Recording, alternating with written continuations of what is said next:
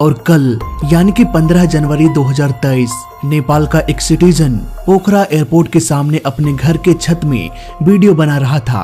तभी उसे एक प्लेन दिखाई दिया और वो उस प्लेन को ही कैप्चर करने लगा। कुछ ही सेकंड्स में उन्होंने ये नोटिस किया कि ये प्लेन अचानक से नीचे गिरने लगा और फिर हुआ एक जोरदार धमाका। कैसे ये प्लेन बेकाबू होकर नीचे गिर गया, जानेंगे पूरी कहानी आज के इस वीडियो में। रविवार 15 जनवरी 2023 सुबह के 10 बजे त्रिभुवन इंटरनेशनल एयरपोर्ट काठमांडू यति एयरलाइन फ्लाइट 691 त्रिभुवन इंटरनेशनल एयरपोर्ट से उड़ान की तैयारी कर रहा था। प्लेन में 68 पैसेंजर्स और 4 क्रू मेंबर्स सवार हो गए। 68 पैसेंजर्स में से 5 इंडियंस भी थे, जिनमें से 4 दोस्त सोनू, अनिल, अभिषेक और विशाल हॉलीडे के टूर पर निकले हुए थे। वहीं संजय जायसवाल नाम का एक शख्स अपने भांजे की जन्म की खुशी में बहन के घर पोखरा जा रहे थे। इसके अलावा ज्यादातर लोग नेपाल से ही थे। धीरे धीरे प्लेन रनवे पर रन करते हुए टेक ऑफ के लिए निकल पड़ा। प्लेन को सीनियर कैप्टन मिस्टर कमल और लेडी को पायलट अंजू उड़ा रही थी। ये उनकी लास्ट फ्लाइट थी एज अ को पायलट। इसके बाद वो कैप्टन बनने वाली थी। बताया जा रहा है कि इनके हस्बैंड भी एक पायलट थे जो यति एयरलाइन में ही फ्लाइट उड़ाया करते थे। कुछ सालों पहले उनका प्लेन भी क्रैश हो गया और हादसे में उनके पति की भी मौत हो गई। मौसम बिल्कुल साफ था। ऊंचे ऊंचे पर्वतों के बीच से ये प्लेन मजे से उड़ता जा रहा था। इस प्लेन को घंटे उड़ान भर के पोखरा इंटरनेशनल एयरपोर्ट में लैंड करना था। ये पोखरा इंटरनेशनल एयरपोर्ट कहाँ है? ये है नेपाल में। अगर हम मैप में देखें तो यहाँ पर हमें 2 एयरपोर्ट देखने को मिल जाएगा। ये है पोखरा डोमेस्टिक एयरपोर्ट, यानी कि यहाँ पर सिर्फ लोकल प्लेन्स ही टेक ऑफ और लैंडिंग किया करते थे। 15 दिन पहले ही 1 जनवरी को नए साल के शुभ अवसर पर पोखरा डोमेस्टिक एयरपोर्ट को बंद करके 3 किलोमीटर दूर एक नए इंटरनेशनल एयरपोर्ट से रिप्लेस कर दिया गया और इस तरह से पोखरा डोमेस्टिक एयरपोर्ट पोखरा इंटरनेशनल एयरपोर्ट में बदल गया। फ्लाइट 691 को यहीं इसी एयरपोर्ट की रनवे नंबर 30 पर लैंड करना था। फ्लाइट 691 पोखरा एयरपोर्ट के एरिया में दाखिल हो गया।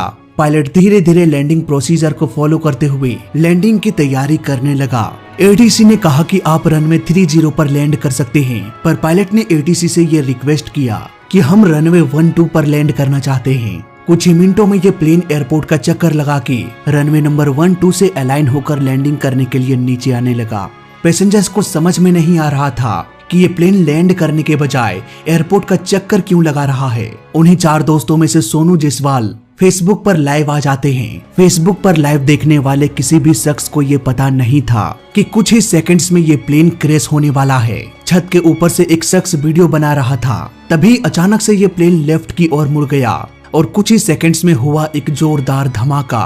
देखते ही देखते ये प्लेन आग की लपटों में घिर गया। ये प्लेन हादसा पुराने पोखरा एयरपोर्ट से 1 किलोमीटर के दायरे में हुआ।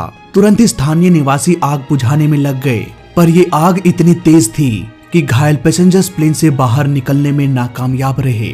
इस हादसे में सभी 172 लोगों की जान चली गई। जिंदगी कब करवट बदल लेती है साला पता ही नहीं चलता। बस एक पल में ही सैकड़ों घरों में मातम छा गया। आखिर ये हादसा कैसे हुआ, इसकी छानबीन करने के लिए मैंने फ्लाइट रडार 24 की ओर रुख किया, पर इसके रडार में कुछ एरर थी। ये ठीक से रिकॉर्ड नहीं कर पाया। इतने में मुझे लोगों ने वो रिकॉर्डिंग सेंड किया जो किसी ने अपने घर के छत से बनाया था। इस रिकॉर्डिंग में हम देख सकते हैं कि ये प्लेन ऑलमोस्ट नीचे आ चुका है और लैंडिंग करने के लिए आगे बढ़ रहा है। फिर ये लेफ्ट की ओर रोल हो गया। इसके बाद ये क्रैश हो गया। यहाँ पर सबसे बड़ा सवाल यही आता है कि सब कुछ तो नॉर्मल चल रहा था, अचानक से ये प्लेन लेफ्ट की ओर रोल क्यों हो गया? दोस्तों, यहाँ पर इसकी एक पॉसिबिलिटी हो सकती है सिंगल इंजन फेलियर।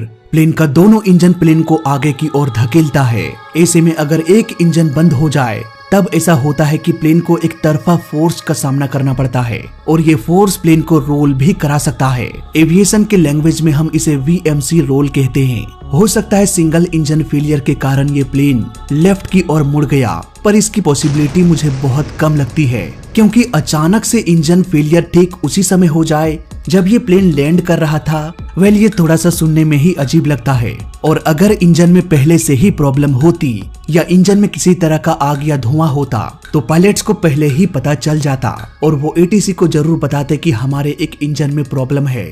और सबसे बड़ी बात यह कि अगर इंजन में कोई प्रॉब्लम होता तो प्लेन एयरपोर्ट का एक चक्कर लगाकर दूसरी ओर से लैंडिंग करने की कोशिश नहीं करता प्लेन सीधे ही जाकर लैंड कर जाता। इसीलिए इसकी पॉसिबिलिटीज मुझे बहुत कम लगती है कि प्लेन में किसी तरह का इंजन फेलियर हुआ हो। एक वीडियो इंटरनेट में बहुत ही तेजी से वायरल हो रही है। ये दिखने में बिल्कुल ही यति एयरलाइन के जैसा है। इस प्लेन के एक इंजन में आग लग जाती है और ये ठीक उसी तरह से क्रैश होता है जैसा कि ये प्लेन क्रैश हुआ है। पर दोस्तों मैं यहाँ पर आपको बता दूं कि ये वीडियो फुटेज किसी और प्लेन का है। दरअसल ये रशियन मिलिट्री का प्लेन है और इसका मॉडल नंबर है ATR-42, जबकि यति एयरलाइन का मॉडल नंबर है ATR-72। हालांकि ये दिखने में एक जैसा है। खैर आते हैं अपने केस स्टडी पर। दोस्तों पहली पॉसिबिलिटी इंजन फेलियर के बारे में तो हमने देख लिया। अब बात करते हैं दूसरी पॉसिबिलिटी की, जिसे हम एविएशन के लैंग्वेज में कहते हैं स्टॉल। दरअसल हर प्लेन का एक मिनिमम और मैक्सिमम स्पीड होती है।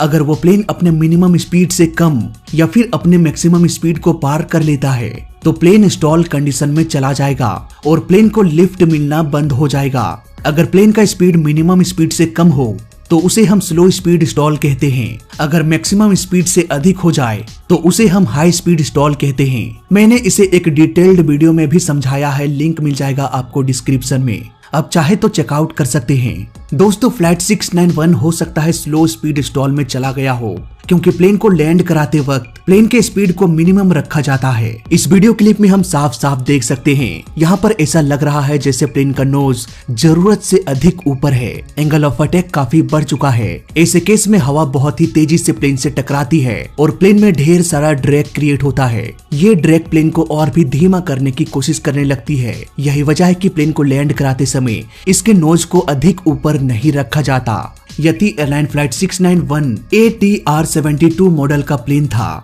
ATR-72 का मिनिमम स्टॉल स्पीड लगभग 80 नॉट्स होता है। अगर प्लेन का स्पीड इससे कम हो जाए तो प्लेन को लिफ्ट मिलना बंद हो जाएगा। मुझे लगता है फ्लाइट 691 के साथ बिल्कुल ही ऐसा हुआ होगा, लेकिन स्टॉल कंडीशन में प्लेन को लिफ्ट मिलना बंद होता है, लेकिन ये प्लेन रोल नहीं करता। वीडियो क्लिप में हम साफ साफ देख सकते हैं कि ये प्लेन लेफ्ट की ओर रोल कर रहा है। आखिर इसकी मुड़ने की वजह क्या हो सकती है?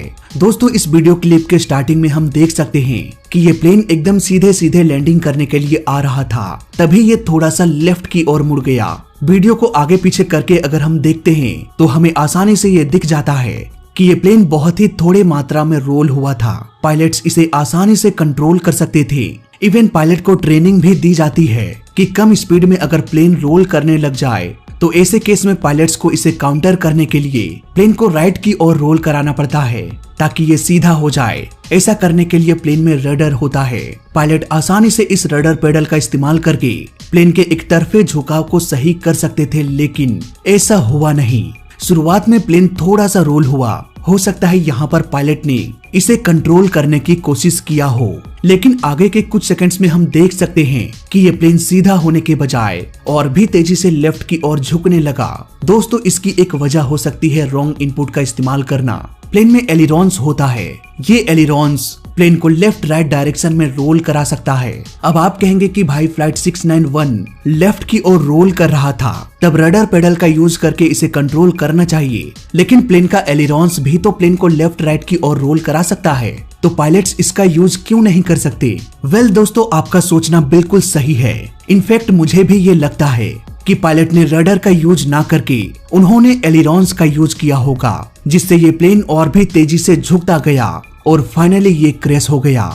इसे हम एविएशन के लैंग्वेज में कहते हैं एलिरॉन रिवर्सल। मोस्ट प्रोबेबिलिटी ये हादसा इसी एलिरॉन रिवर्सल की वजह से हुआ होगा। इसे अगर एक सीक्वेंस में हम समझे तो आपको भी समझ में आ जाएगा। जैसा कि हम सभी जानते हैं कि लैंडिंग के वक्त प्लेन का स्पीड बहुत ही कम होता है। फ्लाइट 691 का भी स्पीड बहुत ही कम था। प्लेन का विंग्स ऑलमोस्ट स्टॉल के करीब था। इस ओरिजिनल क्लिप को बारीकी से समझने पर हम इजिली देख सकते हैं कि ये प्लेन थोड़ा सा लेफ्ट की ओर झुक जाता है।